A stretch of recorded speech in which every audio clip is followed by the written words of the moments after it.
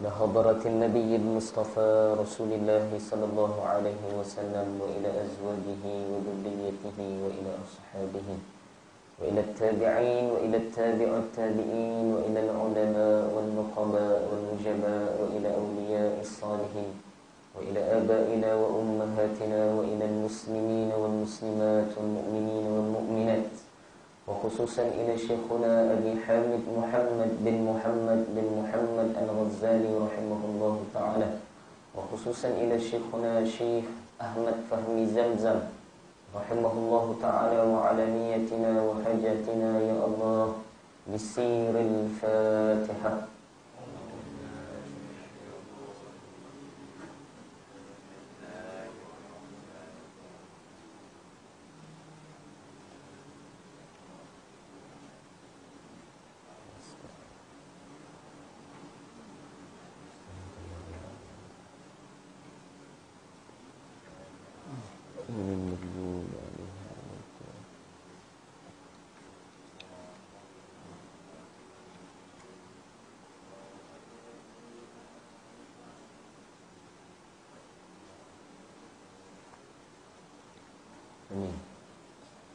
إن الحمد لله نحمده ونستعينه ونستهديه ونستغفره ونؤمن به ونتوكل عليه ونعوذ بالله من شرور أنفسنا ومن سيئات أعمالنا من يهده الله فلا مضل له ومن يضلله فلا هادي له نشهد أن لا إله إلا الله وحده لا شريك له ونشهد أن سيدنا ونبينا ومولانا وحبيبنا وطبيبنا وإمامنا محمدا عبده ورسوله لا نبي بعده.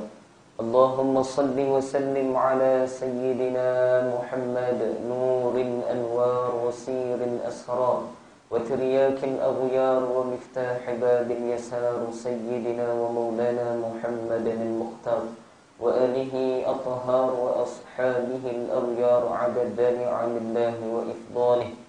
فقال سبحانك لا علم لنا إلا ما علمتنا إنك أنت العليم الحكيم. فقال رب اشرح لي صدري ويسر لي أمري واحلل عقدة من لساني يفقه قولي. اللهم افتح علينا فتوح العارفين وفهمنا في الدين وعلمنا تأويل ولا حول ولا قوة إلا بالله العلي العظيم. أما بعد. Yang sekalian, alhamdulillah, sahabul fadilah, para alim ulama, para asatizah yang semuliakan barisan Imam Bilal, jawatan kuasa Madrasah Raudah, muslimin muslimat yang dirahmati Allah Subhanahu wa taala. Khabar tuan-tuan? Sihat? Kami syukur pada Allah Subhanahu wa taala dapat kita sambung pengajian kita, kitab Bidayatul Hidayah. Harap dah ingat dah nama kitab ni. Bidayatul Hidayah lil Imam Al-Ghazali ataupun Muhammad bin Muhammad Al-Ghazali. Orang yang mengaji ilmu sebaik-baiknya dia ingat nama kitab dan musannif kitab, yakni pengarang kitab tersebut, dan sebaik-baiknya nama sebenar kitab tersebut. Ini tanda dia mula cinta dengan kitab tersebut ataupun ada penghayatan, sebab dia telah mengetahui dan menggenggam erat nama kitab itu. Ulama sebut bila dia dah genggam dalam pemikiran dia, dia cuba untuk hafal, maka akan datang jazbah, semangat. Dia dah mula ingat yang awal tu. Dan para ulama menyebutkan dengan sebab itu juga kita akan dibangkitkan dengan musannif kita, insya-Allah. Paling kurang pun kalau tanya besok kita ingat nama kita. Jadilah. Jelas Baik. Syukur pada Allah Subhanahu wa taala. Pengajian ilmu agama ini perlu berterusan. Di mana pun kita berada, bagaimanapun situasi kita, perlu berterusan mengaji ilmu agama Allah Subhanahu wa taala. Tidak putus. Bahkan para ulama menyebutkan majlis inilah, seperti inilah yang akan kekal besok. Cuma berbeza sedikit apa dia? Orang yang duduk dalam majlis nanti. Kita mungkin ni tak ada siapa lah. Mungkin adalah wali-wali mastur yang tersembunyi, kita tak tahu. Tapi majlis sebegini para ulama menyebutkan akan kekal sampai jannah. syurga Allah Subhanahu wa ta'ala. Yang di dalam majlis tersebut adanya orang besar-besar. Siapa? Para sahabat Nabi. Imam Syafi'i, Imam Malik, Imam Ahmad bin Hanbal, Imam Nu'man bin Sabit, Imam Abu Hanifah. Itulah sahabat Nabi, Sayyidina Abu Bakar As-Siddiq, Sayyidina Umar, Uthman, Ali dan sebagainya. Dan majlis lebih besar lagi dengan para anbiya. Kita akan lihat nanti, oh itulah majlis Nabi Musa alaihi salam. Itulah majlis Nabi Isa, Nabi Ayyub. Dan majlis yang paling besar adalah majlis Rasulullah sallallahu alaihi wasallam.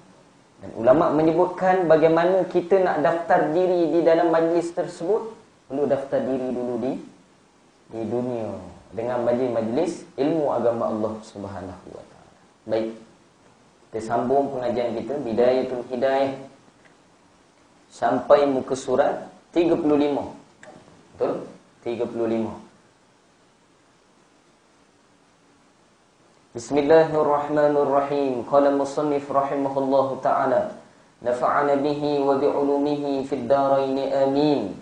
Amin. Ila anqal. Dan apabila engkau belum lagi sembahyang. Perenggan yang kedua muka surat 35, perenggan kedua.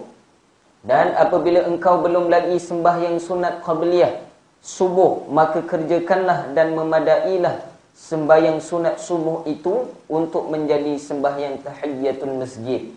Dan apabila engkau selesai daripada yang demikian itu, maka hendaklah engkau berniat i'tikaf di dalam masjid.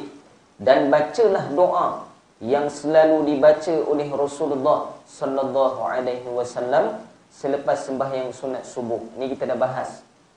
Kita berhenti di bacalah doa, betul? Kita tengah bahas apa sekarang bab dia? Bagaimana adab berdoa kepada Allah Subhanahu wa ta'ala. Sebab apa kita nak bahas itu? Sebab apabila dah masuk kepada bab ini telah masuk di dalam babnya doa makhsus. Kita dah sebut sebelum ni, doa makhsus. Apa dia doa makhsus? Doa yang dikhususkan oleh Rasulullah sallallahu alaihi wasallam. Yakni ada khususiat di dalam doa-doa ini. Dan juga di waktu ini. Dia beza. Sebelum ni kita dah habis yang sebelum ni makhsus ke ustaz? Bukan. Disebut dengan masnun. Apa dia masnun? Doa harian. Ambil wudu, masuk dalam tandas, keluar tandas, masuk masjid, keluar masjid. Itu doa masnun. Doa harian. Tanda mereka yang ingat Allah Subhanahu wa ta'ala, dia akan hafal doa masnun ini. Ulama sebut. Dan ini adalah warid kepada baginda Nabi sallallahu alaihi wasallam. Ulama menyebutkan pandangan para wali dahulu, ajaibnya mereka ini bukan kerana amalan yang banyak. Mereka menjaga amalan masnun sahaja. Ini amalan harian. Sebab apa? Sebab Nabi sebut dalam hadis yang lebih kurang mafhumnya, mereka yang berzikir kepada Allah Subhanahu wa ta'ala, mereka ni hidup di sisi Allah. Manakala mereka yang tidak berzikir kepada Allah ni mati di sisi Allah Subhanahu wa ta'ala. Para awliya terdahulu mereka memahami sabdaan Nabi ini, kalam Nabi ini dengan hati mereka. Sebab itu bila mereka bertemu dengan orang yang tidak mengerti Allah Ta'ala, mereka tidak terkesan dengan mereka. Orang yang tidak takut kepada Allah ini, yang tidak berzikir kepada Allah Subhanahu wa ta'ala, mereka tidak memandang kepada orang-orang ini seperti orang hidup. Sebab tu mampu mereka ini lawan penjajah dulu, orang yang bukan Islam dan sebagainya. Kerana apa? Pandangan daripada kalbu mereka, daripada hati mereka, ihsan kepada Allah Subhanahu wa ta'ala. Anta'budallah ka'annaka tarah. Bahasa panjanglah tu. Dan mereka mengamalkan doa-doa masnun. Ini tidak pernah melupakan Allah setiap waktu dan keadaan mereka. Menyebabkan mereka ini Allah campakkan dalam hati mereka, tidak pernah takut selain daripada Allah Subhanahu wa ta'ala. Cara dia macam mana? Menjaga doa-doa masnun. Jangan sembang besar-besar lagi ni, hafal itu ni tak. Doa diawali dengan doa-doa harian. Doa yang kita ajar anak-anak kita tu, Allahumma barik lana fima razaqtana wa qina azabannar. Tu doa apa tuan-tuan? Doa melihat makanan. Doa makan bismillahi ala barakatillah. Kemudian doa makan buah, Allahumma barik lana fi samarina. Atau riwayah fi Samarina, atau riwayat Thimarina. Saya ambil dengan Habib Mahdi, ditegur, dia kata doa hadis sebagai riwayat sebut dengan Thimarina, dengan tha. Thimarina. Samarina boleh, Thimarina boleh. Samarinda tak ada. Samarinda tu cerita malam-malam. Dapat menjaga setiap doa ini.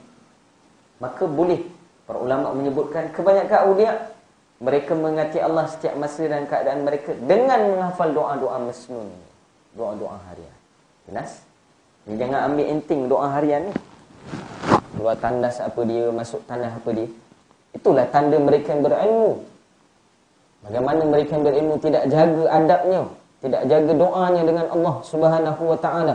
Doa mengaku ma'rifatullah, mengenal Allah Subhanahu wa taala. Bagaimana tanda kenalnya setiap waktu keadaan dia tidak putus mengasihi Allah Subhanahu wa taala. Itu yang terbaik. Jelas? Ni doa masnun. Bila kita masuk dalam bab doa makhsus, yakni yang dikhususkan oleh Allah Subhanahu wa taala, dikhususkan oleh baginda Nabi sallallahu alaihi wasallam, ada waktunya. Dan di sini dituntut beberapa adab ketika mendoakan dengan doa makhsus ini. Itu kena jaga adab dia. Dan sebelum itu kita bahas dalam sikit. Ini kita ambil pandangan daripada Al-Imam Ibni Athaillah Al-Askandari rahimahullahu ta'ala, pengarang kitab Hikam. Boleh ke tuan-tuan? Ni kena banyak catat lah. Kena banyak catat ni kali ni. Baik. Ibni Athaillah, jaranglah orang tak kenal Ibni Athaillah ni. Di Semenanjung ataupun di tanah Melayu ni terkenal Ibni Athaillah Al-Askandari, seorang ulama besar, bahkan wali kutub di zamannya, ketua para wali di zamannya. Ini dibangsakan oleh para ulama. Maksud dia diletakkan title ni oleh para ulama, bukan orang-orang biasa macam kita. Oh ni wali kutub lah, jadi wali kutub. Tak. Declare oleh ulama di zamannya. Seperti Imam Ghazali. Imam Ghazali dideclare di kawasannya ataupun di tempatnya dengan 400 ulama pada zamannya. Yang duduk dalam majlis Imam Ghazali, majlis ilmunya 400 ulama. Ulama bukan ular dan semak. Ulama. Jelas? Baik. Bahas oleh Al-Imam Ibn Athaillah Al-Askandari. Ini saya nak bawa pandangan ulama-ulama tasawuf berkenaan doa. Yang mungkin kita ni tak faham doa. Doa itu apa? Dan apakah nilai doa? Kita tak faham yang tu. Menyebabkan kita tak jaga adabnya. Betul? Bila kita tahu nilai, baru kita jaga tertib adabnya. Sebab kita tak tahu nilai, sebab tu kita tak jaga adabnya. Kita tahu nilai pekerjaan kita. Betapa besarnya pekerjaan kita dan hasil ataupun imbalan daripada pekerjaan kita itu mendatangkan gaji yang memberi manfaat kepada kita. Maka orang yang mengetahui nilai ini, dia akan jaga kerja dia, betul? Dia akan usaha yang terbaik untuk jaga. Sebab dia tahu nilai itu besar. Dan begitulah dalam ibadat. Kalau kita tak tahu nilai doa itu sendiri ataupun nilai dalam satu-satu ibadat, maka tidak ada kekuatan untuk itu. Amalkan perkara tersebut dan menjaga tata tertib adab di dalam melaksanakan perkara tersebut. Boleh? Sikit je, boleh Allahu Akbar. Kata Ibnu Athaillah Al-Askandari di dalam kalam hikmahnya,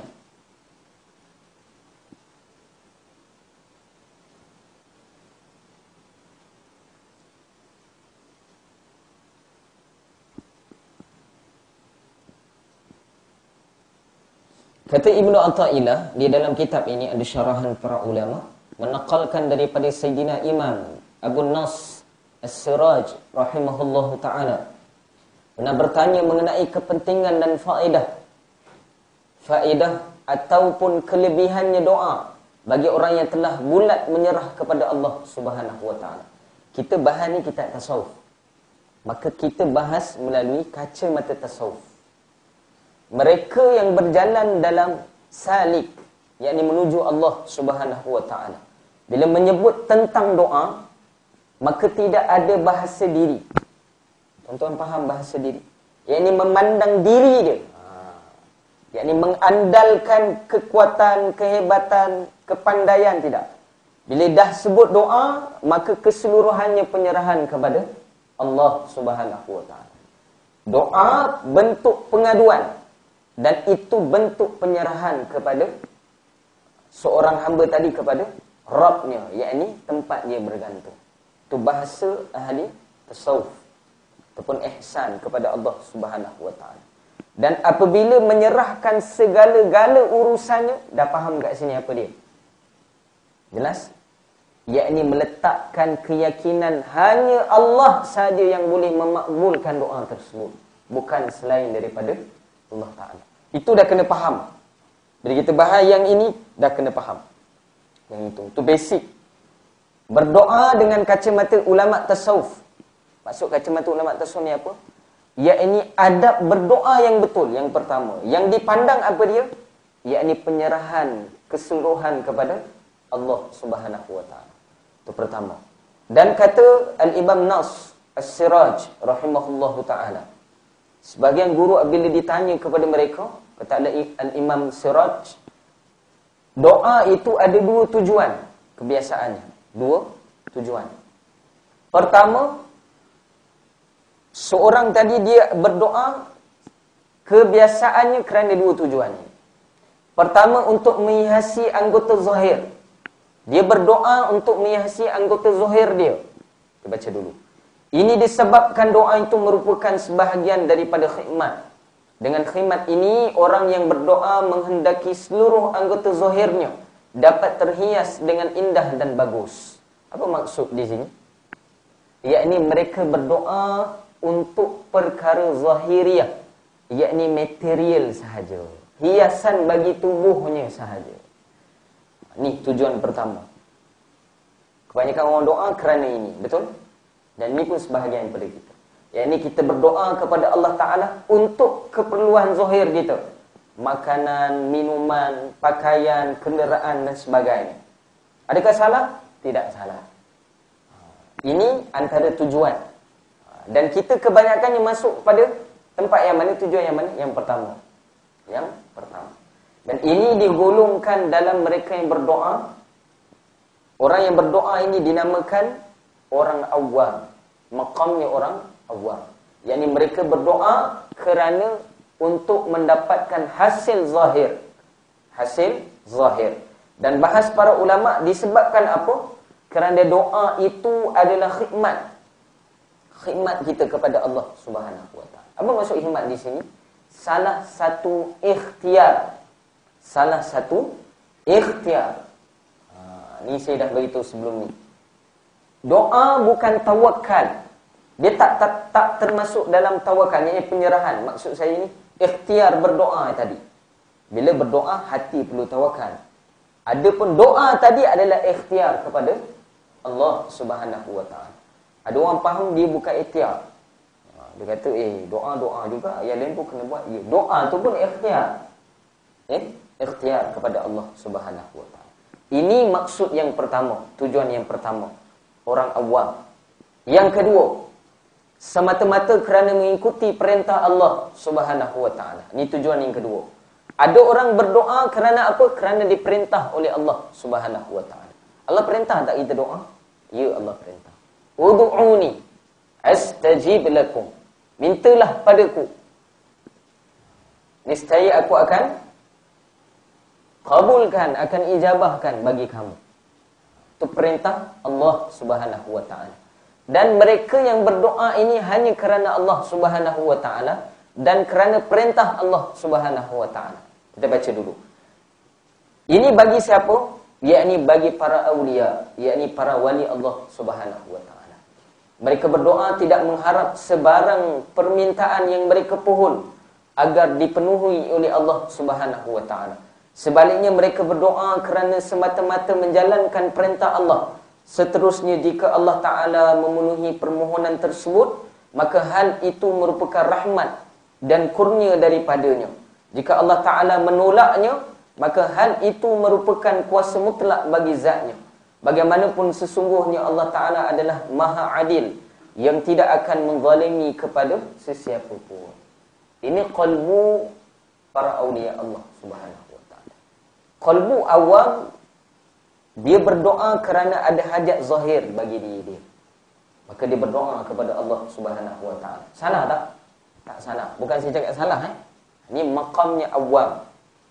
Maqam awliya, kekasih Allah Ta'ala, mereka berdoa bukan kerana kehendak mereka. Yakni tuntutan material zahir kepada diri mereka. Tidak.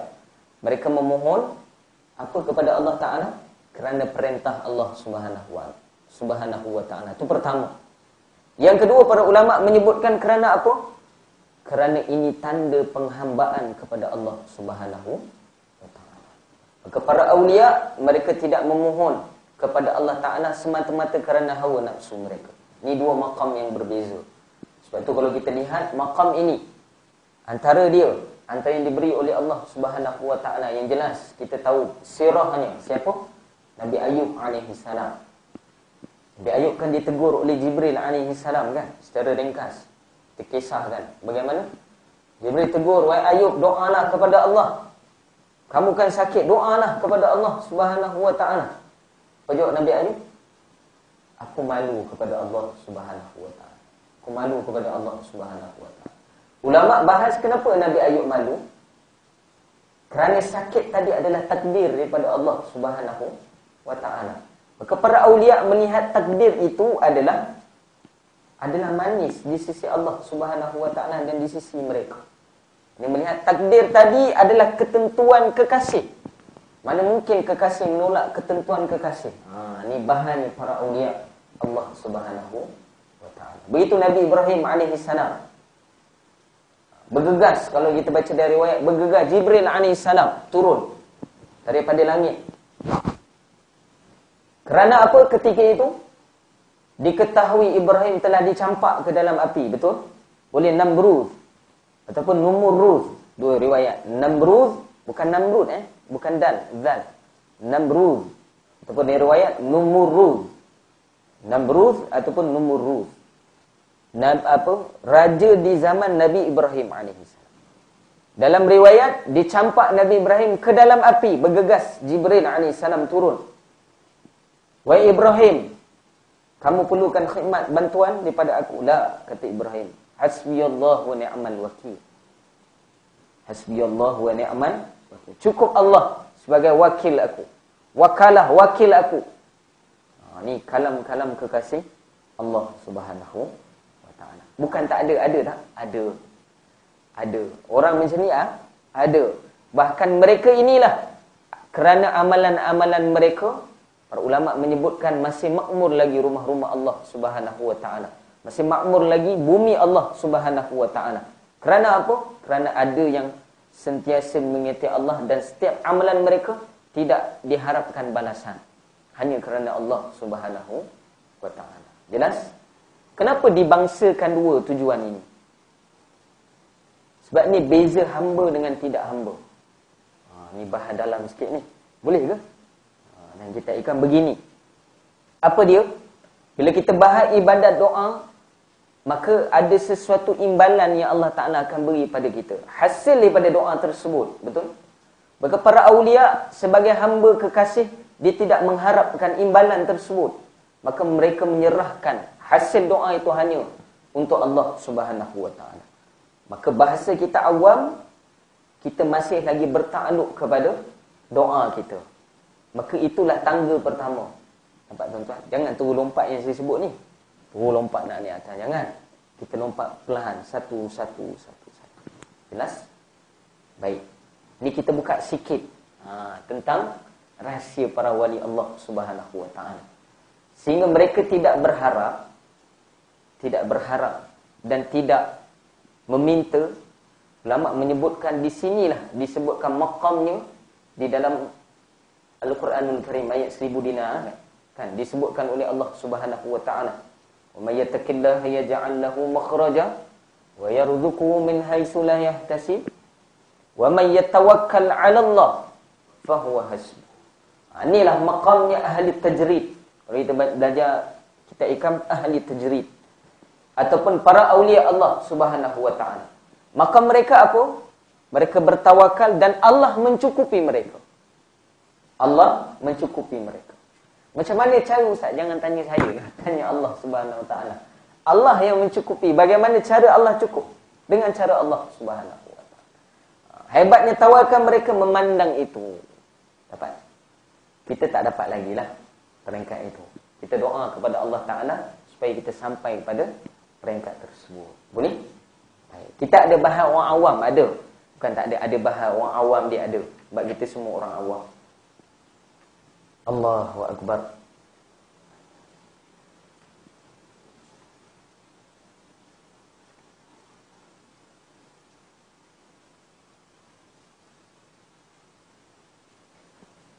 Ulama membahaskan di sini manusia belum sampai ke tingkatan wali Allah.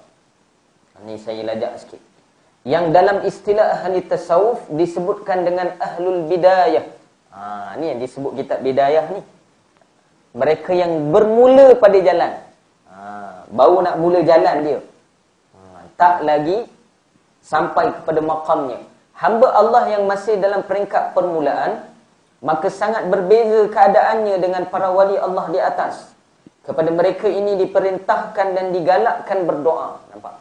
Perbahasan untuk orang awam lain pembahasannya.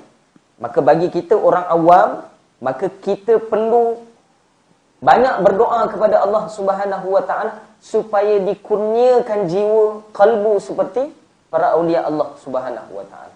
Maka stepnya kena mula dengan doa dulu.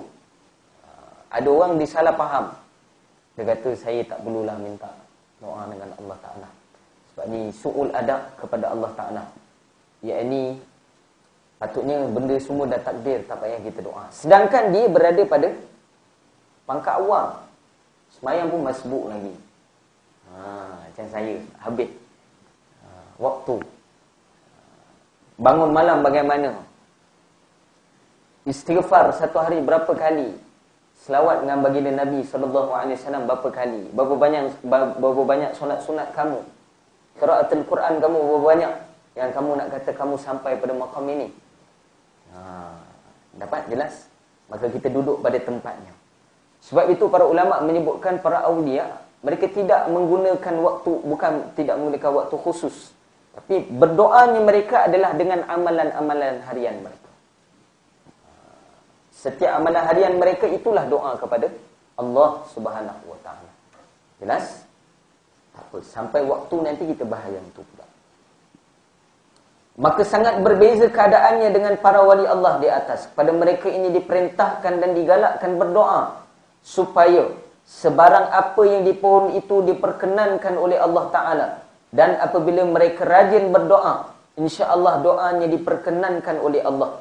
Inilah mafhum firman Allah Subhanahu Wa Ta'ala di dalam Al-Quranul Karim yang maksudnya, dan Tuhanmu berfirman, doalah kepadaku, ud'uni astajib lakum, niscaya aku perkenankan bagimu. Ini perintah Allah Subhanahu Wa Ta'ala. Baik. Lebih jauh dari itu kadang-kala, ini penting, sebahagian manusia yang tidak bersabar atau marah kerana pada mulanya ia telah berdoa kepada Allah Ta'ala, namun belum dikabulkan atau masih ditangguhkan doanya. Peringkat awam begitu. Apa dia? Dia akan marah pada Allah kalau tak makbul doa dia. Marah ni bukan dengan lidah sahaja. Lidah lah. Bukan tu sahaja. Tinggalkan doa itu sendiri adalah bentuk marah kita kepada Allah Subhanahu Wa Ta'ala. Tinggal doa lah. Kita ambil amalan dengan Tok Guru ni. Amalan ni. Kalau amal ni mudah itu, mudah ni dan sebagainya. Tapi kita buat tak jadi pula. Tak jadi pula. Apa yang kita buat? Kita tinggalkan amalan. Ini bentuk apa? Bentuk kita marah kepada Allah Subhanahu Wa Ta'ala. Ataupun dalam bahasa lain apa dia? Su'ul adab. Biadab dengan Allah Subhanahu Wa Ta'ala. Kerana apa? Kerana tergesa-gesanya kita dengan hajat tersebut. Kita bahas dulu yang ini. Kemudian ia sedar. Kalau mereka yang marah kerana doa tidak dimakbulkan, tertinggal, maka hari ini bila duduk dalam kuliah, dia teringat balik, tak bolehlah tinggal. Maka kembali dia berdoa kepada Allah Subhanahu Wa Ta'ala. Apa kata ulama? Ibn Athaillah sebut, kalau dalam syarah ini, Kemudian ia sedar dan berdoa lagi. Dia sedar bahawa salah berputus asa dalam berdoa. Kena doa. Tapi sebelum ni dia dah marah. Dia marah tu ada. Tapi dia berdoa selepas tu. Tetap dia berdoa. Maka Allah Ta'ala pun mengabulkan permohonannya. Kerana apa? Di dalam hal ini Rasulullah SAW bersabda. Yang mafhumnya,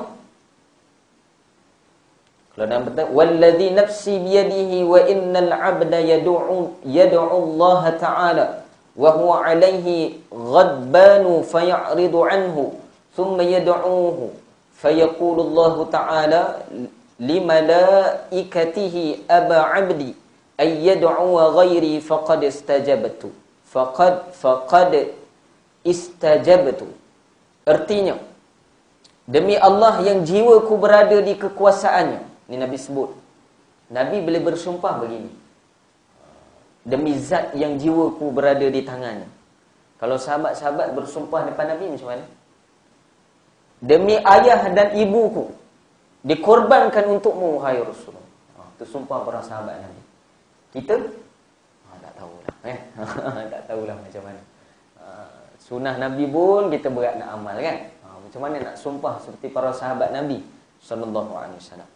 Nabi bila bersumpah, kita tahu riwayat ini adalah penekanan daripada Nabi sallallahu alaihi wasallam. Nabi nak tekankan dekat kita, apa dia Nabi nak tekan kat sini? Demi Allah yang jiwaku berada di dalam kekuasaannya, seseorang hamba benar-benar berdoa kepada Allah Subhanahu wa taala sedangkan ia marah kepadanya. Nabi sebut. Tahu Nabi keadaan kita kan? Sedangkan dia marah kepadanya, yakni kepada Allah Ta'ala, kerana tidak mengabulkan doanya. Kemudian ia berdoa lagi kepadanya. Dah marah tapi doa lagi kepada Allah Subhanahu wa Ta'ala. Maka Allah Ta'ala berfirman kepada malaikatnya, hambaku ini enggan berdoa, yakni memohon kepada selainku. Sesungguhnya aku akan mengabulkannya. Jelas? Putus asa, kemudian kembali balik kepada Allah Subhanahu wa taala. Dalam bahasa lain apa? Tetap berdoa kepada Allah Subhanahu wa taala. Istiqamah. Dan ini alasan untuk Allah Taala makbulkan doa kita. Ini alasan Allah Taala makbulkan doa kita. Baik. Jelas? Maka ada beza tujuan doa, kita dah tahu kat sini. Dan ini menjawab persoalan. Kadang-kadang saya pernah sebut dulu, kita menghadap Tok Guru kan. Kita doa Tok Guru, doalah saya ni rezeki saya luas, projek saya jadi. Tok Guru yang kita minta doa, kereta dia lebih murah pada kereta kita. Betul? Kebiasaannya kan. Lepas tu kita cakap, aku nak minta doa kat Tok Guru. Tok Guru pun sama je macam aku. Sebahagian pada kita pula sangka buruk pada Tok Guru. Buat apa nak minta doa orang-orang soleh ni? Dia pun tak dapat apa yang seperti mana kita nak, ataupun seperti mana yang kita ada, mereka pun tak ada. Ini kerana apa? Kerana tidak tahu tujuan. Para awliya, para ulama, tujuan mereka bukan kehendak hati mereka, nafsu mereka seperti kita. Jelas? Bukan tujuan mereka. Sebab tu mereka kekal dengan situasi tadi kerana bahagia itu di situ. Dapat? Jelas? Tak apa, kita pelan-pelan insya-Allah. Baik, itu mengikut kacamata Imam Ibn Athaillah Al-Askandari rahimahullah ta'ala. Juzuk daripada pembahasan, sebahagian kecil daripada pembahasan tersebut. Baik, di dalam kitab Ihya Ulumuddin, saya banyak buat kitab ni. Orang kalau nak tanya, boleh. Tak faham, kita bagi kitab terus. Baik. Al-Imam Ghazali di dalam Ihya Ulumuddin membahaskan pertama yang perlu kita tahu tujuan doa kita yang mana tadi.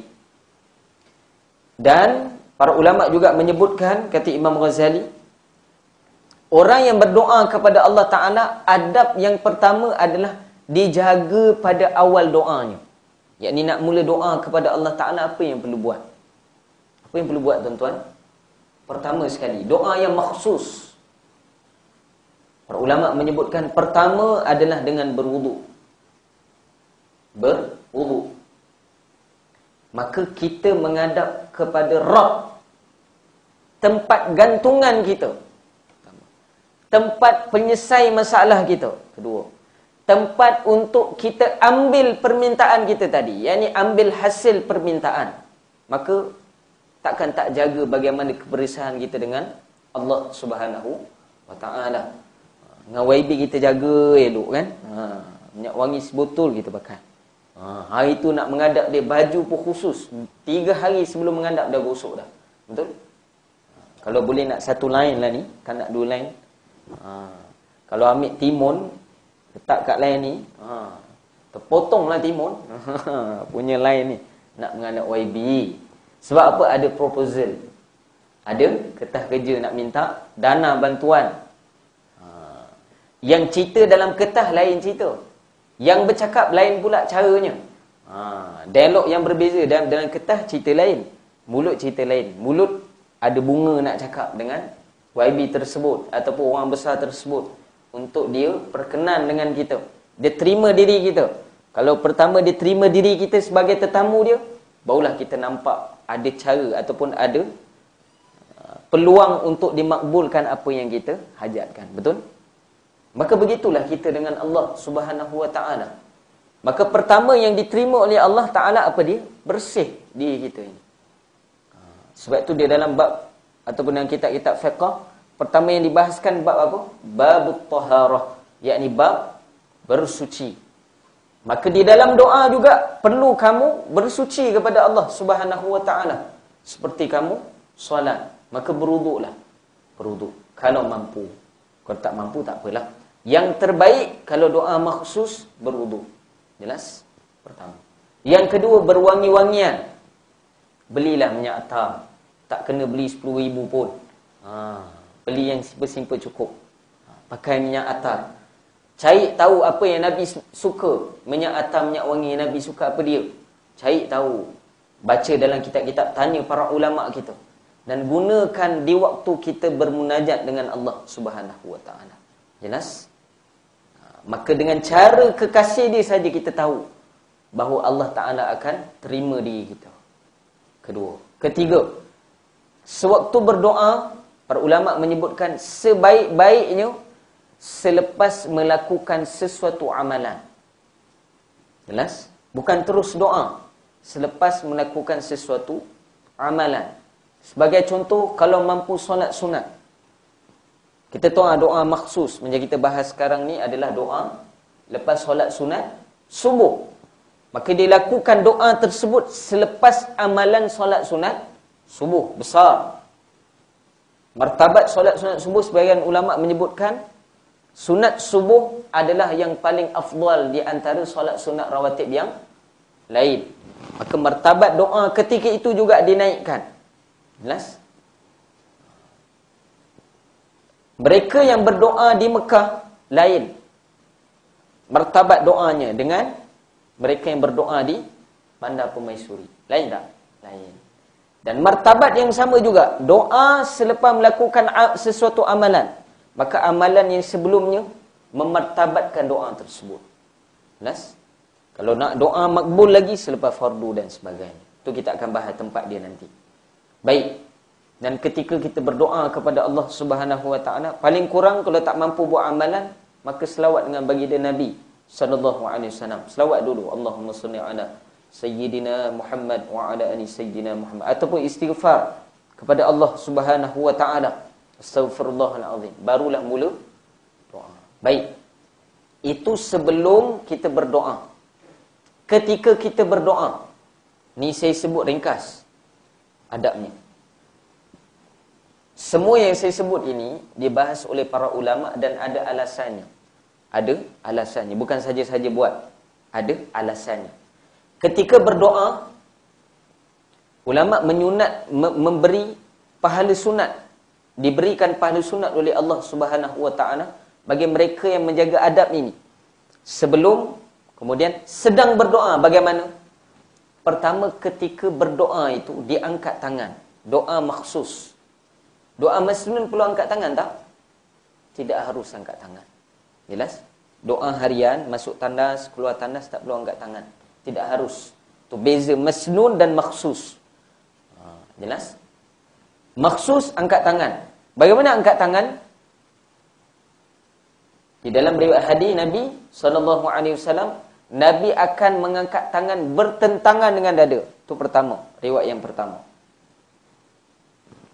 Di dalam perang Badar, kita haitu sahabat karangan Syekh Yusuf akan Dahlawi rahimahullahu taala, juga para ulama yang lain. Dalam perang Badar, sebelum perang Badar, Nabi angkat tangan. Ulama sebut, ini ketika hajat yang besar, maka Nabi angkat tangan. Dalam riwayat itu yang saya pernah sebut sebelum ni kan, ada riwayat cerita tentang bawah lengan Nabi, ketiak Nabi macam mana. Riwayat itu datang daripada bagaimana asbabul urutnya, sebab macam mana tahu bawah lengan Nabi ini putih? Macam mana nak tahu? Ketika Nabi mengangkat tangan berdoa sebelum perang Badar. Kalau Nabi tak angkat tangan macam tu, tak ada riwayat tentang bawah lengan Nabi sallallahu alaihi wasallam. Kerana Nabi angkat tangan tinggi. Secara umum dibahas oleh para ulama adalah bertentangan dengan dada. Jelas? Bagaimana caranya?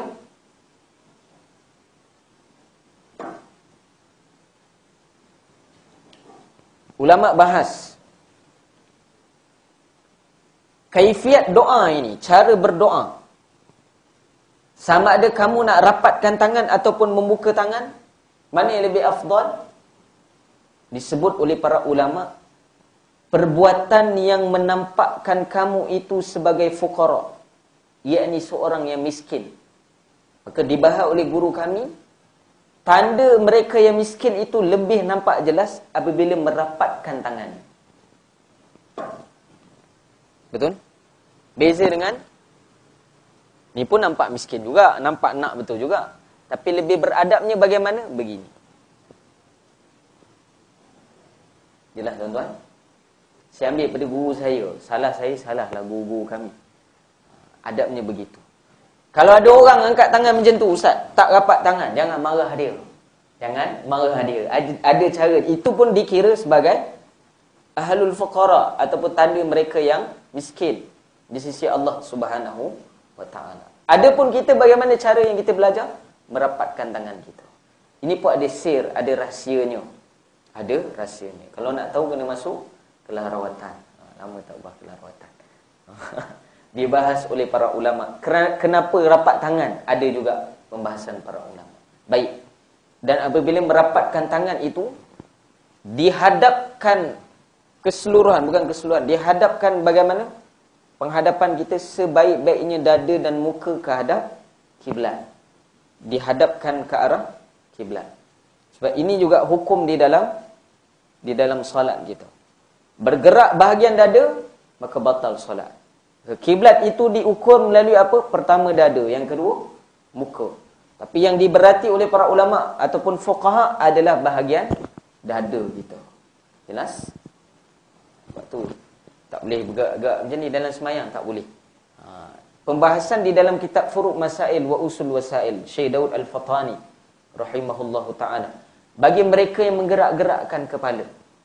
Ni nak bahas sama ada boleh membatalkan solat ataupun tidak.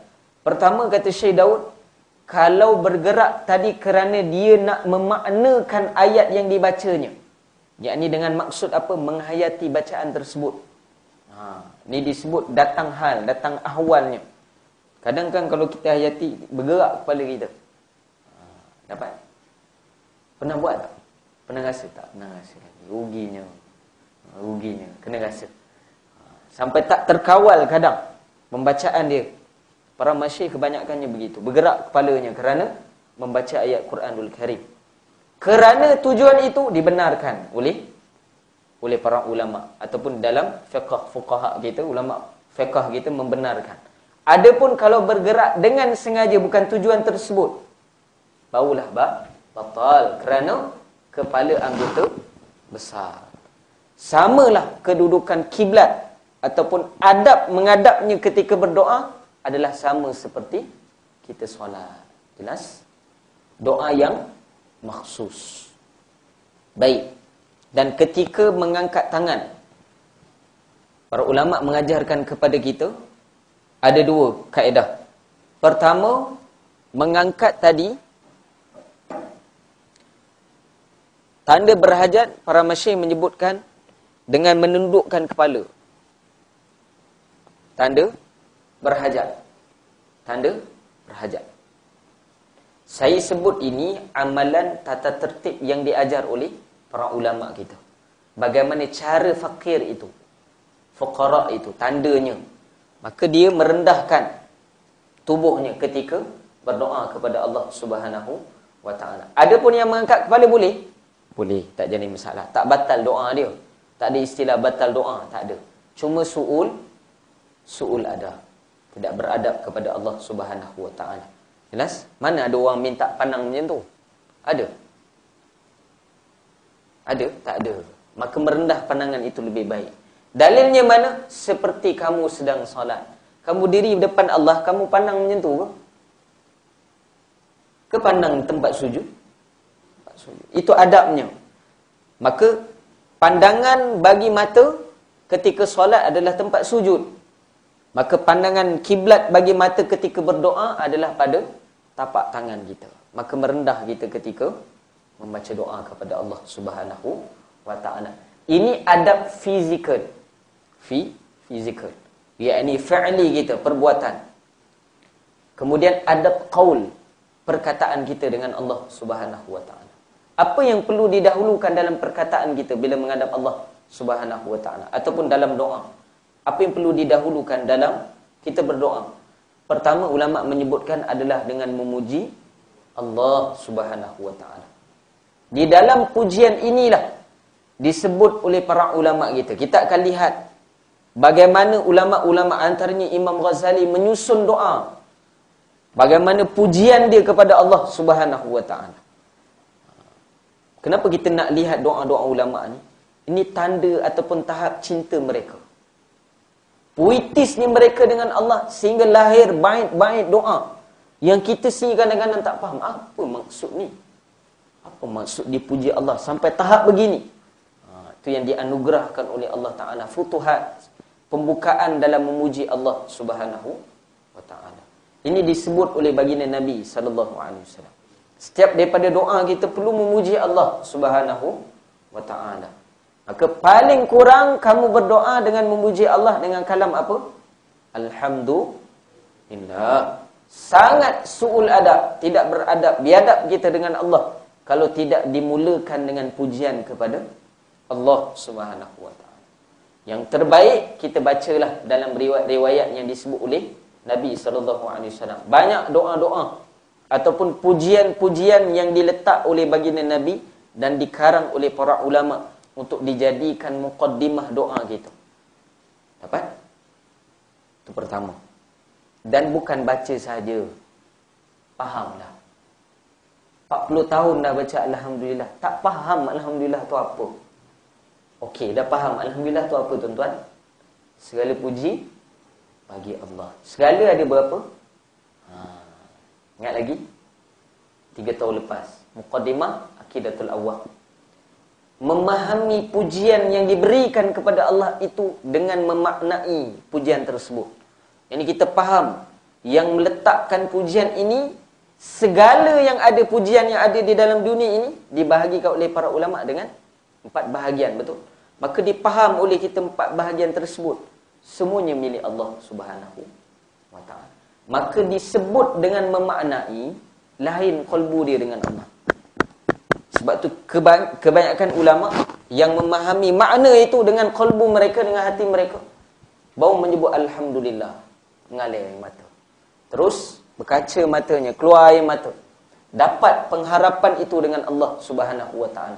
Kerana apa? Mampu mereka memaknai doa tersebut. Maka kita tingkatkan kefahaman kita. Dapat? Bukan kosong saja 40 tahun dah mengaji.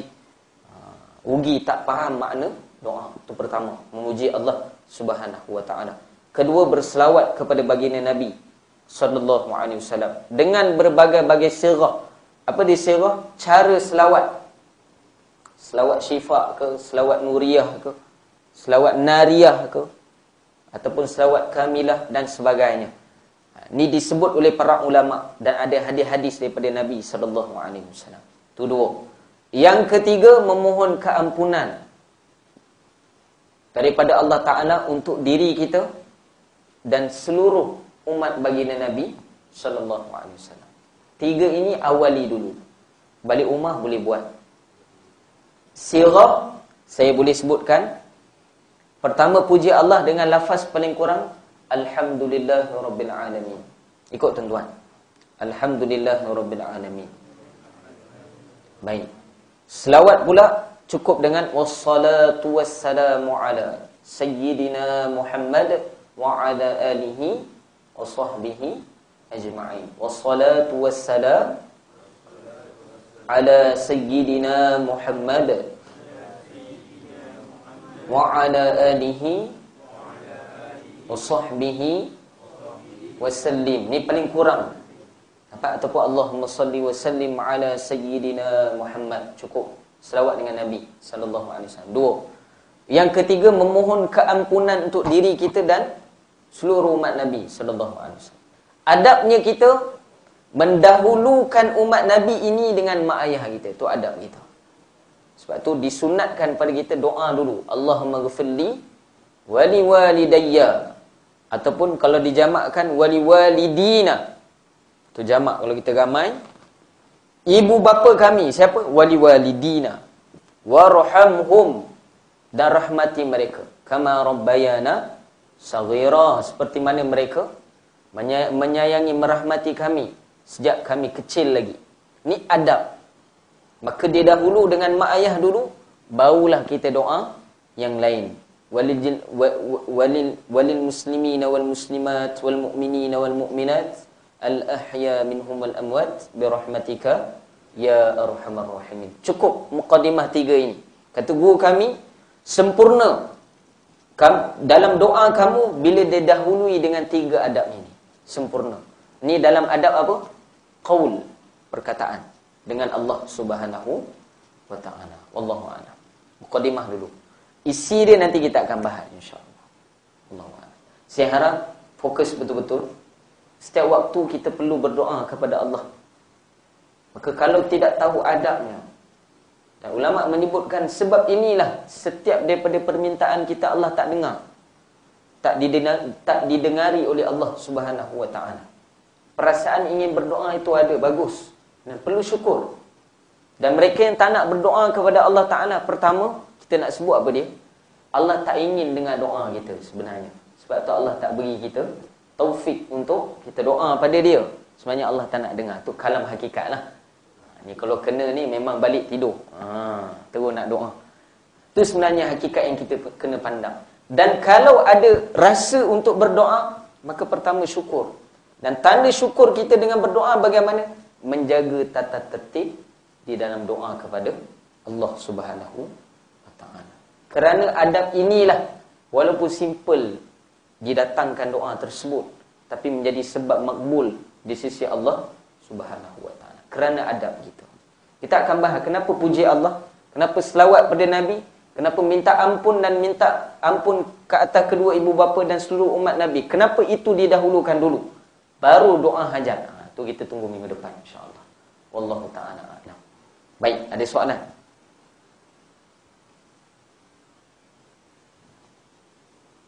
Jelas, tuan-tuan?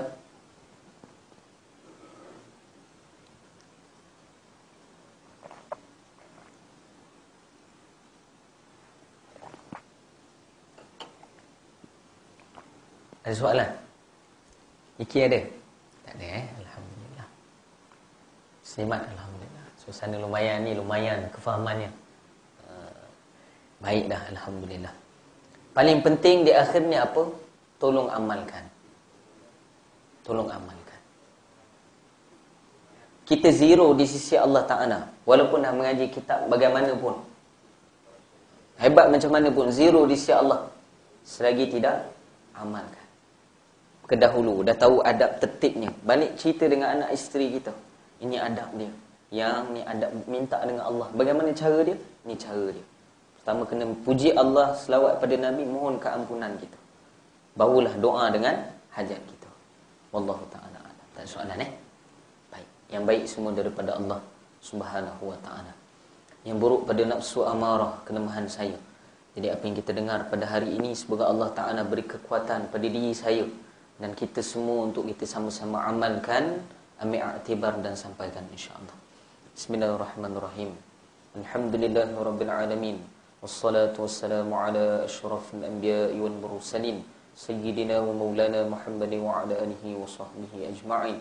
Allahumma ighfir lana ma qaddamna wa ma akharna wa ma asrarna wa ma a'lanna wa ma asrafna wa ma anta a'lamu bihi minna anta muqaddim wa anta muakhiru la ilaha illa anta ya muqaddibal qulub thabbit qulubana ala dinik wa ala ta'atik subhanaka inna kunna minadh dhalimin. Sallallahu ala sayyidina Muhammadin wa ala alihi wa sahbihi ajma'in walhamdulillahi rabbil alamin. Bila taufik wal hidayah. Assalamualaikum warahmatullahi taala wabarakatuh.